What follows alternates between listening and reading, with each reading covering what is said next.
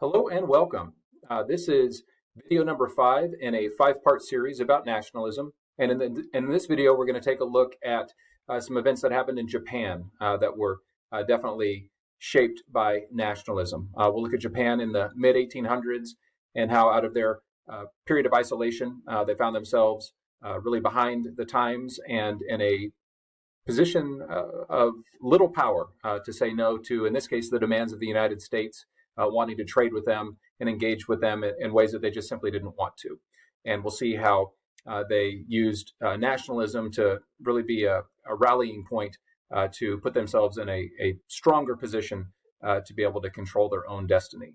So hopefully you'll find this a helpful video in understanding the ways in which nationalism has shaped countries, in this case, Japan. Hope you enjoy the video.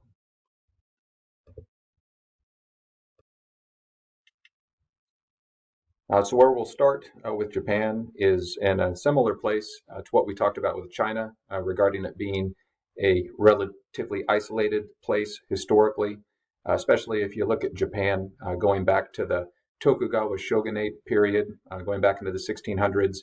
From that point moving forward through time, 1600s, 1700s, 1800s, basically a closed country where the government structure significantly limited the kind of contact that the people within Japan could have outside of Japan, as well as people outside coming into Japan. Really outside of some contact with China and a little bit with Dutch traders off and on during that period of time, Japan was basically isolated on its own, not really even in contact with other places. And on the upside for that, they were really able to control what happened in Japan. They were able to have things as they wanted them to be without interference or influence from anybody else. Now, on the downside is that things that were changing around the world, especially advances that were taking place in parts of the world, such as industrialization, was something that Japan completely missed out on. And though for many years that didn't seem to be an issue, they were able to just do their thing without interference, that isolation would eventually become a challenge for them. Now that challenge ends up really showing up in the mid-1800s. So if you look at Japan just in the 1800s, many different countries tried to come to them to try to set up trade arrangements, and Japan always said no. But we get to 1853 and things end up changing. And the country that actually changes things for them is the United States. Basically, the United States sailed to Japan, took several ships, really powerful steamships with a lot of cannons and very, very intimidating when that arrived. The person who was leading those ships was a person named Matthew Perry, U.S. Commodore Matthew Perry, and he arrived in Japan to deliver a message from the President of the United States at the time, Millard Fillmore, where we simply wanted to talk to them about opening up trade, our country and their country. And when you look at the letter that was sent to talk about trade, it was polite, it was cordial, basically just speaking to some of the realities that we experienced as a country and sailing across the Pacific Ocean, that absent a trade arrangement with a country like Japan, we would need to load up with all the supplies necessary to go across the Pacific Ocean to the west and then back again. And what we really desired was something where we could only pack half the supplies we needed and then be able to arrive in a place like Japan, buy coal, get water, get food, things like that, as well as trade other items and then return home again. So it was very positive. Now there's a less positive aspect of what we were trying to do is, we delivered the letter and then upon preparing to leave, essentially issued a threat that said, take a look at the letter, think about what we are suggesting. We'll return in a year with more ships and more guns and see what you have to say about it. And Japan recognized at that point they were in a situation where they really couldn't refuse. They were not an advanced country at this point. They were not industrialized. There was no way that they could compete against us. And if we wanted to use force against them, they were going to lose. And so, whether they liked it or not, they reluctantly agreed that next year to what would become the Treaty of Kanagawa. That simply opened up trade between our two countries. And much like with China, once one country got in, that being the United States, other countries came calling, and Japan almost overnight found itself in a position where they had to yield to foreign influence. Now, the big thing that ended up changing in Japan was leadership as a result of this. For a long time, the true leader in Japan had been the shogun, which was basically the top military leader. In Japan, they had two different leaders. They had the shogun, the military leader. They had then the political leader in the emperor. And if you look at Japan over the centuries, it would tend to go back and forth at times. Sometimes the shogun was the true leader. Sometimes the emperor was a true leader. And at this time, when Japan had to yield to America in the Treaty of Kanagawa, it was the shogun, the military leader, who was in charge.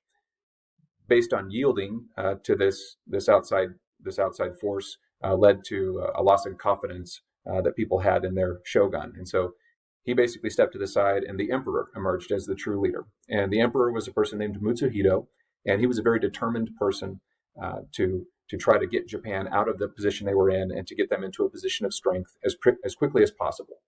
He would end up ruling over Japan for 45 years. His period of rule would be referred to as the Meiji period, or the Meiji era, in reference to enlightened rule. And when you see the kinds of changes that took place in Japan, especially as quickly as they took place, I think it's a pretty accurate description of the time when Mitsuhito was in power. So the last thing I want to talk about is just a bit on some of the things Japan did to modernize and get themselves into a position of strength. So here we'll look at some of the ways in which Japan began to change itself. Now, I've got a pretty lengthy list of items here, and if you look at the speaker notes when you look at the presentation, you'll be able to refer back through this. But overall, what Japan ends up doing is, in whatever ways they could, began to adopt Western practices. Basically, what they saw was the Western world, so take European countries and the United States, were far more advanced than they were. So they decided, rather than just get pushed around, they would try to learn from these places and try to adopt the techniques from these places so that they could become an equal to these countries that were basically in power over them at this point. And so just as you look through a few examples of things they did, one big one was just to send people around the world to study what other countries were doing. And that's something that people do today, that if you're a business, if you're a school, whatever you are, if you want to get better, one of the things you can do is take a look at what the best people are doing. And if there's things you can copy that they do, or things that, whether it's practice techniques or whatever it is, if there's something that they do that helps them to be great, that you can incorporate into what you do, that's a good way to improve. So that was one of the big things they did, is just went around the world looking to see what was the best of the best and what could they incorporate. And some things that they picked up were things like the government in Germany at the time. They thought the way the Constitution was put together made good sense for governing a country. And so they began to change the structure of their government to be like Germany's. When it came to the military, they felt that the army of Germany was second to none. And so they tried to learn about the training techniques and just the way that they did things, and tried to incorporate that into their army. When it came to a navy, which would be important to an island country like Japan, they looked at the British Navy and thought that was the best navy in the world. So same thing, they tried to look at what they did for shipbuilding, what they did for training, and try to incorporate all those things.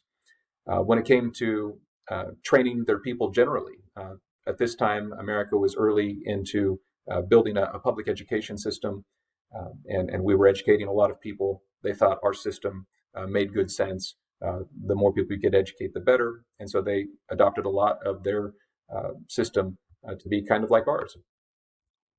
Another big thing that they put a lot of effort into was industrializing. If they didn't industrialize, they were going to be in rough shape to compete with anybody. And what's kind of amazing is they basically went from being a country that was completely non-industrialized to being comparable with a lot of the Western powers in just a matter of a few years.